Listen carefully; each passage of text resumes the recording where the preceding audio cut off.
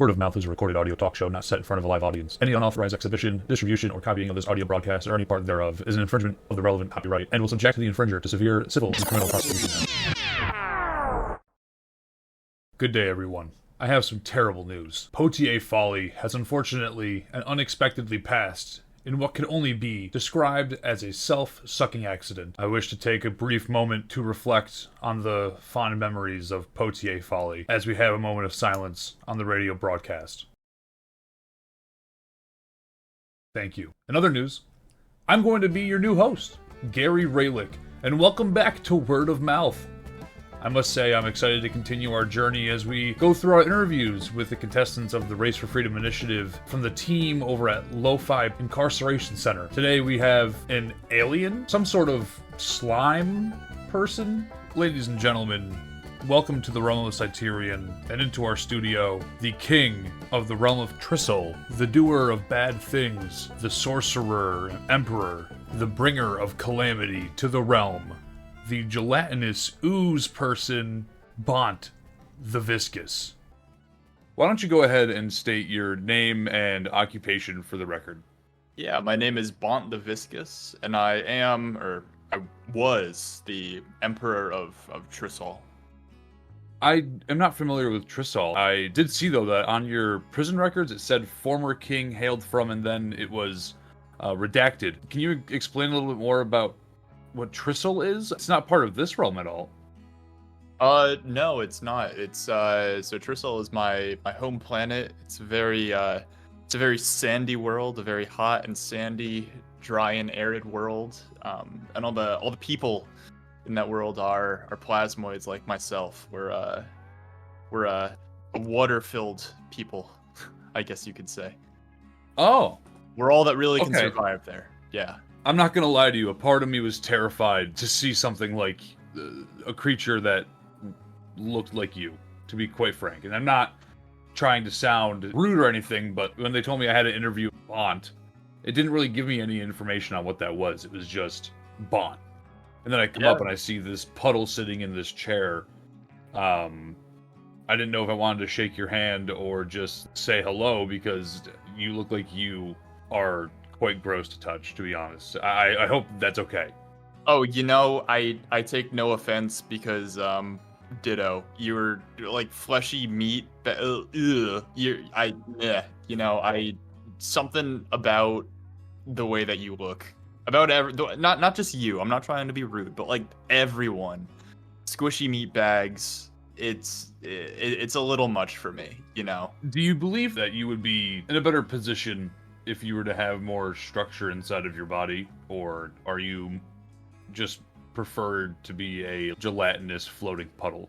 Oh, I'm very comfortable inside my own body. I'm curious about yourself though. Like how do you move around with I'm so confused. The mechanics of how your body even works. It seems uncomfortable. I would answer you, but unfortunately I am not qualified to explain more about myself to you. I also signed documents that I wouldn't be able to release any information about my form, my person. That's fair. Anyway, that's fair. So you were the king in this other realm. So what happened? Why are you here in Cyterion? What are you doing in a prison? Explain a little bit if you don't mind. Well, sure. So I sat upon the throne of Trisol for 9 years. While I was on the throne, I studied the arcane arts. I pursued this knowledge by reading various tomes and manuscripts, that were in my library in the palace. I was kind of unpopular with my people, I guess you could say. I ruled for 9 years, which is a very long time in Trisol. Most rule for only weeks or months. Before I came on, the longest ruler was only on the throne for about 6 months. So I used my powers to stop others from taking the throne, and this made me quite unpopular. As you could imagine. I kind of killed a lot of people to repress them from coming. Yeah, I'm not like super proud of this, but I mean, I'm kind of proud. It's, I was on the throne for 9 years. No one else did this before me, right? I think it's pretty cool, you know? Hold on a second. I'm sorry, just give me a sec. Hey, should I be concerned for my safety? This is just a free-floating blue bubble. But he's talking about murder. I don't know. No? I should be...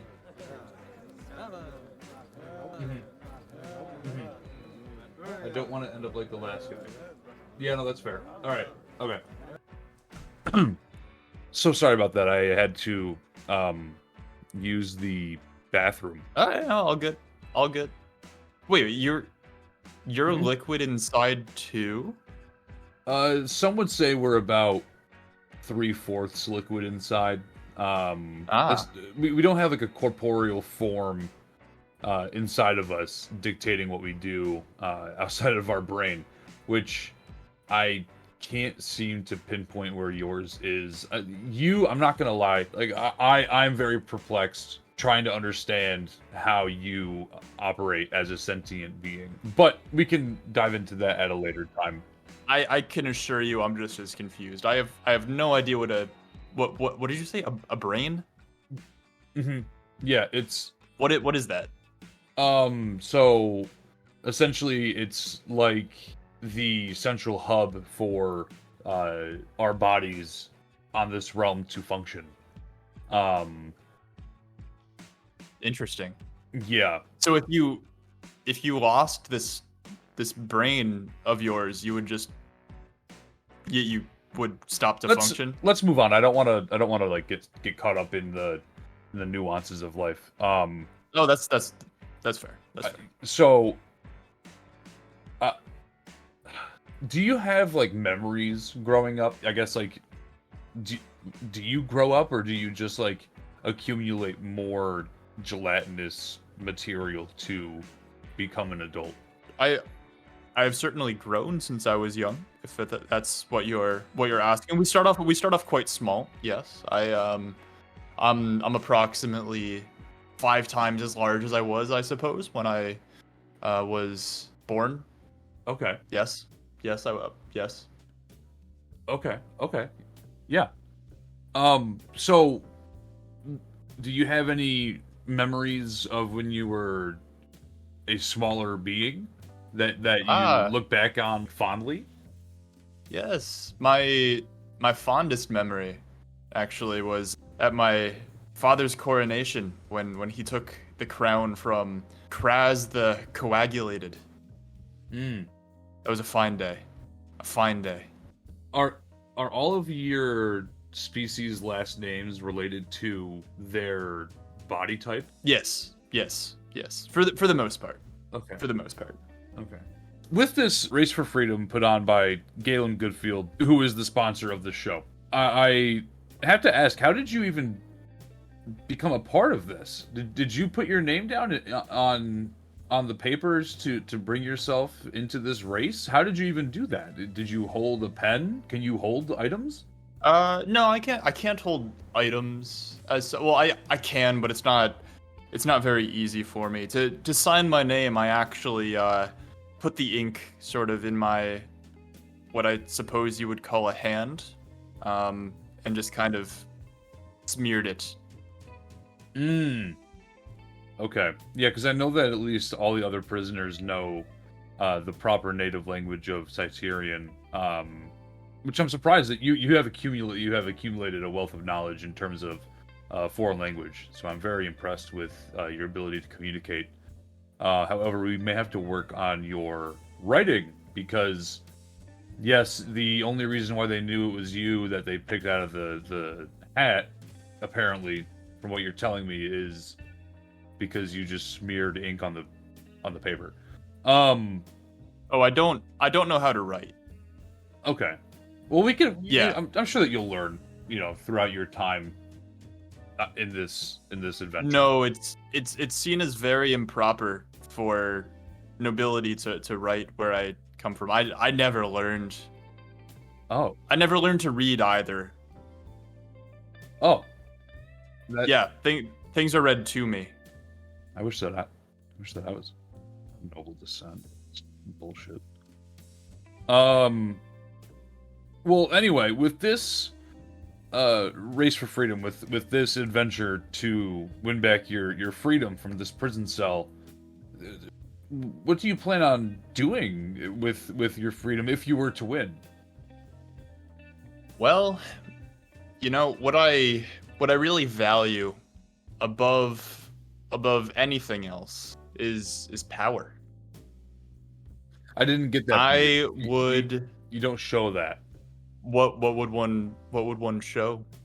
I don't radiate the. No, I'm sorry. I shouldn't have cut you off. I apologize. Oh no, it's quite fine. It's quite fine.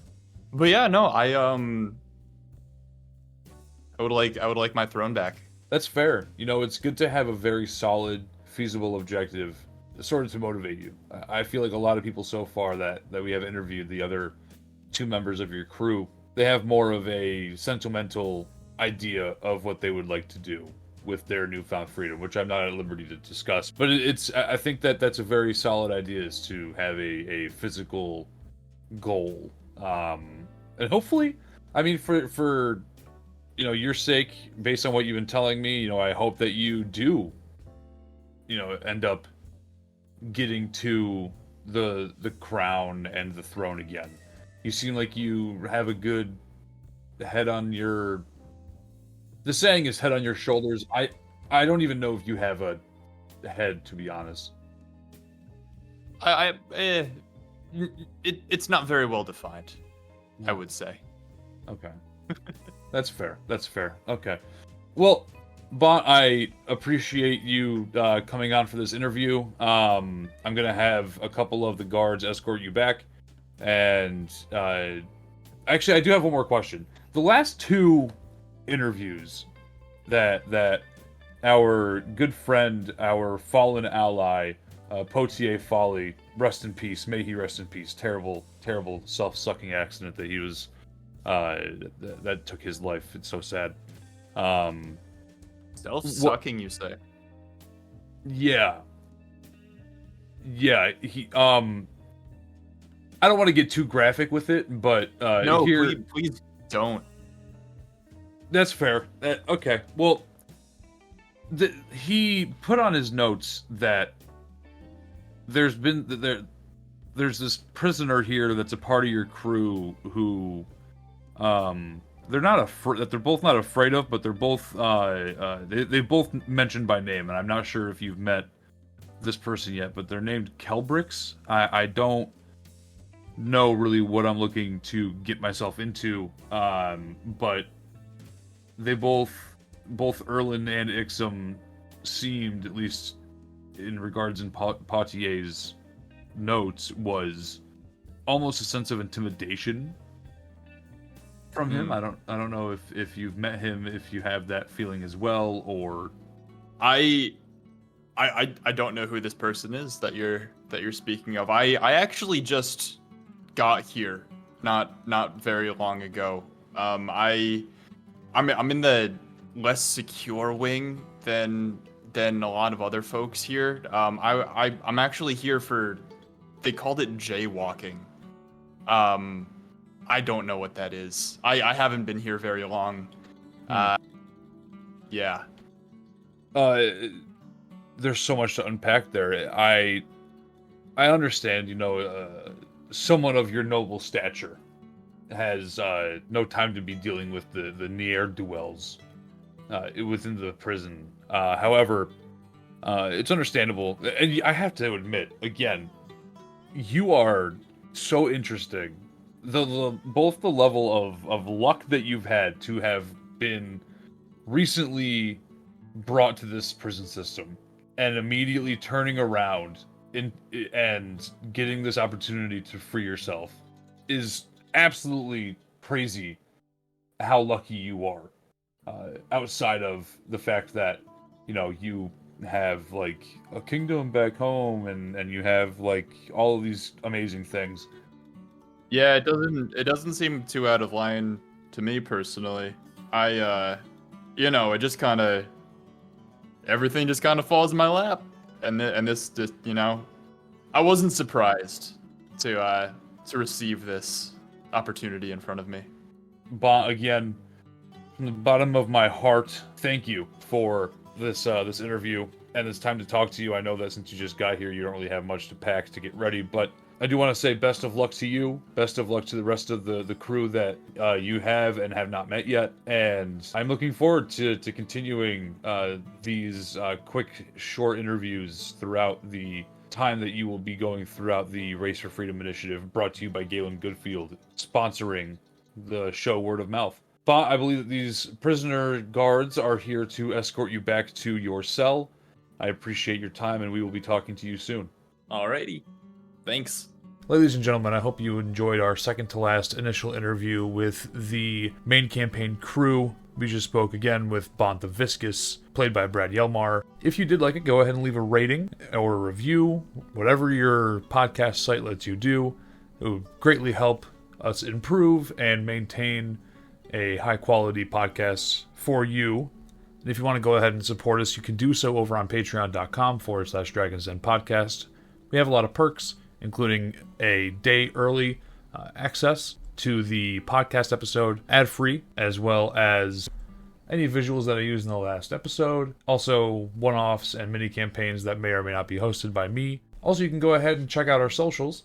Everywhere is going to be at Dragons Den Podcast, except for Twitter or X, whatever you call it now, I don't know, which is at Real Dragons Den, or our new TikTok account that I will be uploading to soon, at Dragons Den Pod.